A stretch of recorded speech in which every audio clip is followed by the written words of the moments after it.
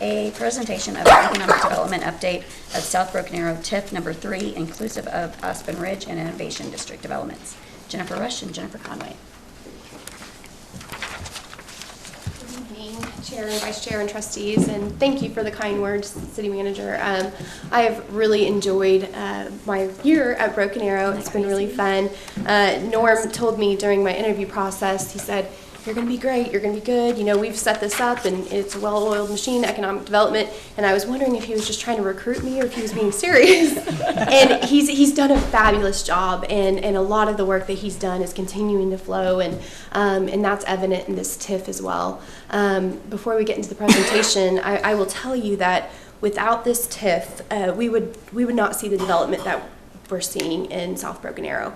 I'm very familiar with this area, so I appreciate you for taking this investment and putting this TIF in place, and so we could bring these amenities to the South Broken Arrow. I also wanted to make a comment, because I sometimes see on social media, when I shouldn't read it, but that the economic development manager must live in North Broken Arrow, and that's not true. I pass by Aspen Ridge on a daily basis, several times a day. So it's been fun to watch the progress.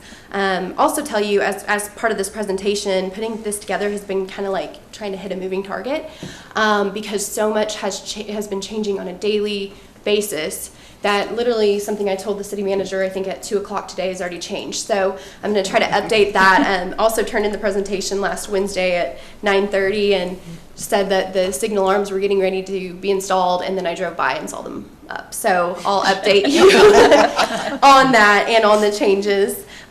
So I just really wanted to take a moment to thank, it's been wonderful working with the EDC, Jennifer Conway, the great partnership working on this TIF. Also wanted to thank some people. There's some city staff that is really putting a lot of time and effort into making this happen. So Jill, Larry, Amanda from Community Development, Kenny's been in several meetings and helping guide that along. Travis, Pat, Tim, and Ethan, they have done a wonderful job providing updates and getting construction going. So I appreciate working with a great team on this as well. So my presentation, so like I said, it's a little bit out of place. I had the update on Reese's on the very last slide. I thought save the best for last, and per the advice of the city manager, he said, nope, talk about Reese's first. So, because that's really what people want to hear about. So basically, some of the information I just found out. So we know that Brookshire's, we heard that announcement that Brookshire's had purchased the Reese's brand, and so they have several different chains in the Texas market and some other markets. They're a great partner to have. They basically, I'll go through on the plat process and some of the deadlines that you'll see, but Steve Easley has indicated that he will be applying for an earth change permit within the next 2 weeks, and he'll start moving dirt on that. He talked to AWG, and they will begin construction 125 days once the dirt starts moving. But one of the very exciting announcements, and I have a little video if you want to show a clip. I don't like the music on this, so 10 seconds I think is good enough. One of the items that Brookshire is going to add into this Reese's development is they are going to put a playground. So an outdoor playground. So this just kind of shows you what they have at one of their stores.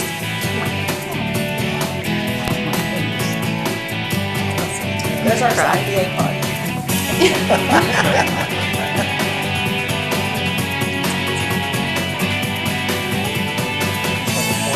Cool. I want to play. I know. She's like the music. The music just... And I can attest, I went to law school in Texas. When we lived there, we shopped at Brookshire's, and there were other opportunities, but that was really the best one that had the best community feel. And that's what they've wanted to give back to the community, and so they've created that. So it's great to hear that it sounds like the Research is in great hands with that parent company. So you also saw there's opportunity for outdoor seating within that area. That's been kind of one of the delays in trying to get the updates of where Research is at. They've updated their footprint. They were 60,000 square feet, then they went to 65,000 square feet, and then now they need 50 more feet of land from Steve Easley as of today because they're putting the playgrounds in. And so that's, I think that's just a great opportunity, and I can't wait to tell the neighborhood that abuts that about that. So as we get into the TIF update, so the TIF is obviously north of the Creek Turnpike, and we have a portion that is Aspen Ridge that we entered into an economic development agreement with Mr. Steve Easley on developing. I can tell you that there is tons of interest, and I'll talk about some of that construction piece as well. So completed to date, we've had several things completed to date, project mass grading, roadway subgrade, aggregate, the base, of course, asphalt. They are leaving the top 2 inches. They're not completing that because obviously there's going to be a lot of construction traffic going into the area, and we don't want to tear up the new roads that we just put in. So that final layer will go on whenever the bulk of the construction has been completed. The main drive entry is completed. 90% of the sidewalk is complete and backfilled, and then off-site utilities, water and sewer are complete. We'll talk about the another sewer issue here in a little bit. So I put currently underway signal poles. They're up, but there is an issue with one of the poles to one of the cross arms, and so you'll see we're missing one there, and so they've sent that back to get fixed, and then it will be coming up. One thing to note that will be important to the public is when these signal poles will be operational. So as soon as they're completely installed and ready, they will be operational. I know some people might say, well, there's nothing in there yet. However, there's going to be heavy construction traffic coming in and out of the area. So a lot of construction vehicles and those type of things. And so we definitely want the public not to ignore those signal poles, and so they will be in operation. There's also right now light pole bases going along Norfolk and final grading and sod in the area. And if you haven't seen it or driven by it, here is our beautiful road. Christy has driven on it. I've driven on it. I I was at doing fire that. station number 2 today and saw the. Here's another signals. picture, and you can Because see it has a roundabout. You can see Michael Godfrey in the corner of that one. So he took some great pictures with drone footage. Communications has been doing a great job at documenting the progress, and so we're really excited to, at the end of the project, be able to show a whole progression photo of everything that has been going on. So the original development agreement, basically these were the items that there's 2 separate pieces. There's pieces that the city is doing the work and the construction on, and then there's pieces that the developer will be bidding out as part of that agreement. So the traffic signal, the deceleration lane, the road on Norfolk, and the offsite water and sewer, and that was all awarded to Cherokee Pride. And so with that contract. On this, so Mr. Easley will be bidding out these items on the agreement. There has to be a water line within 5 feet of research, a sanitary sewer line within 5 feet of research, and a pad site for research. And so he will be bidding out those projects according to the Competitive Bid Act and working on that. It's a little hard to put that in when we don't necessarily have a complete site plan for research, but one of the things I failed to mention is that research has finished their civil designs, so they're ready to move forward on that. This is always exciting to see that we're within budget on what we had put with the economic development agreement. So total engineering and construction to date is about $2.5 million. Allowable per the agreement is $5.5 million. We still have other projects, like I mentioned, the water line, sewer line to research, and some other things that will be part of that. But I've been told that we are going to be within budget as of right now. So I just want to talk about some of the progress that led us here. So last summer we started neighborhood meetings with the neighborhood, and many of you attended those meetings to hear about their concerns, especially with an apartment complex, a multifamily unit going in within that development. And I stay in close contact with the neighborhood, texting on pretty much a weekly basis almost with them, and so keeping them in the loop of what's going on. But the neighborhood input was added to the PUD. So as far as that included things like additional landscaping, setbacks, those type of things. That Jill did send that to the neighborhood to review, and so they have seen that information that was included in that. There was the first pre-development meeting for the site plan for Aspen Ridge was February 17th, 2022. Preliminary plat was submitted March 1st, and it went before Planning Commission April 14th. So as you can see, it is a little bit of a moving target because that was just last week. So we're moving quickly on that. We have some future dates to be aware of. So there's going to be a second economic development agreement coming to Beta, dealing with stormwater. There was some pieces that there was verbal discussions about some pieces about the work that the city would do, but they're not clearly outlined in the current agreement. And so we want to make sure to put them in a second development agreement and bring them to the authority. There's a minor amendment that was to the PUD is going before the Planning Commission May 12th. The conditional final plat is going to the Planning Commission May 12th. And then Jill did let me know that they did receive permission to kind of expedite the conditional final plat to City Council. So it's planned for May 17th, and unless there's any issues, then it will be June 6th. But we're trying to get those completed and those lots done in order to get them sold. So just want to talk about where we are development wise. So at this time, I can't, obviously that we don't have lots, so they're not sold, and so I can't necessarily talk about who's going in there. I've been asked to not announce that yet, but the developer said as soon as we are able to announce, you guys will be aware of what's going into that area.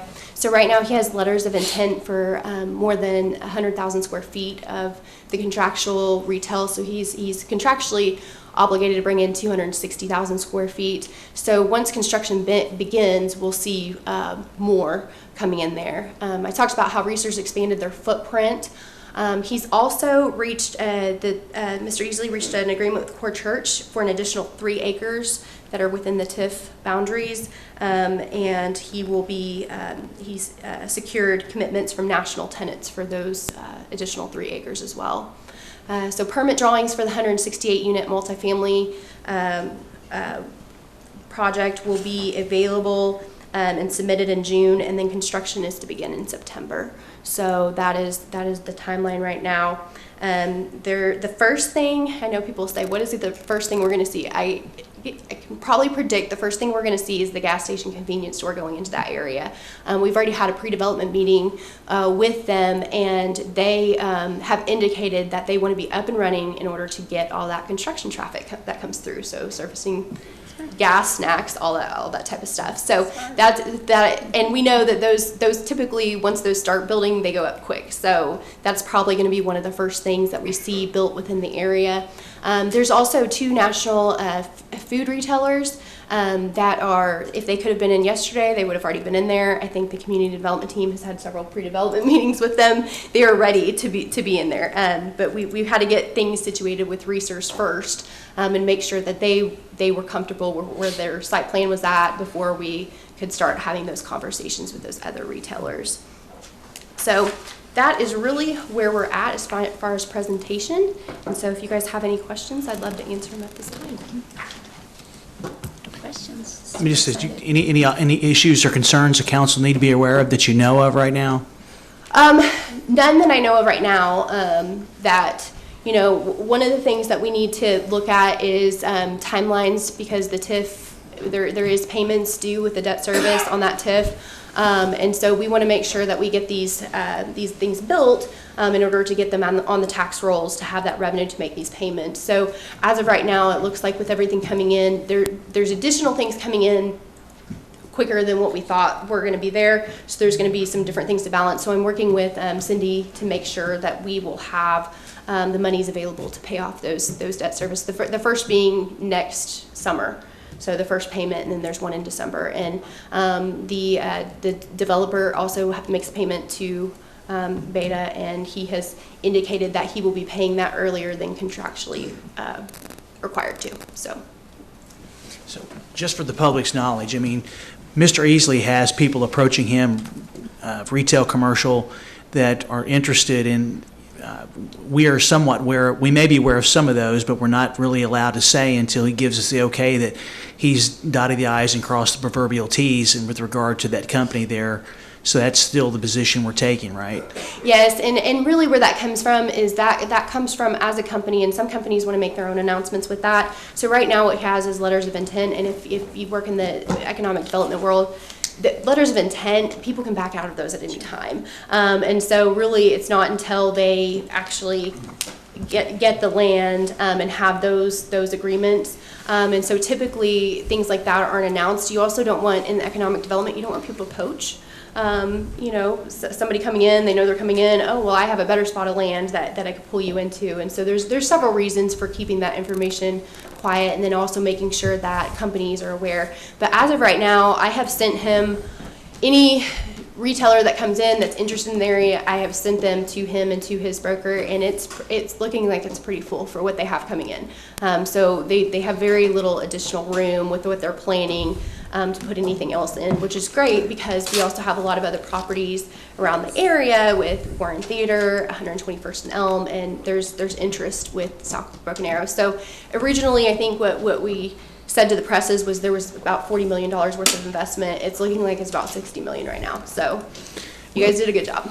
The reason I bring it up is because there's no secrets. I mean, you might have somebody's cousin, they get ready to go, finds out that there's going to be an expansion of the business, and they beat the city to it, and really we're under obligation because of confidentiality not to say anything. So sometimes announcements happen organically without us, and we're still taking the position is that until we get the word for sure, we don't put it out. But we do know as things, as I believe, as things start to happen in the next 6 months, there will be probably a lot of information out there about what may be coming, and then when we can make that announcement, you know, I want to make sure the council members, the authority, the EDC, everyone's is aware of this, and that the city played a part in bringing that development to this part of our community.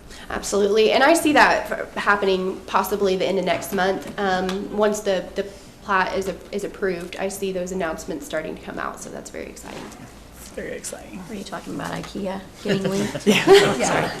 That was the April Fool's joke. Oh, sorry. Yeah. No, I just want to close on this part because I know Jennifer Conway has some work. I mean, there has been yeoman's effort by the operations team and the administration team to get this point to where we're at, and I just want to thank everybody as you did. Just kudos to everyone, especially engineering in this stormwater issue. It took a lot of thinking in order to come up with a plan that addresses the stormwater that's going to come because of our responsibility. So we will be bringing that second agreement back for council's consideration so we can take care of that, and that way there's no issues.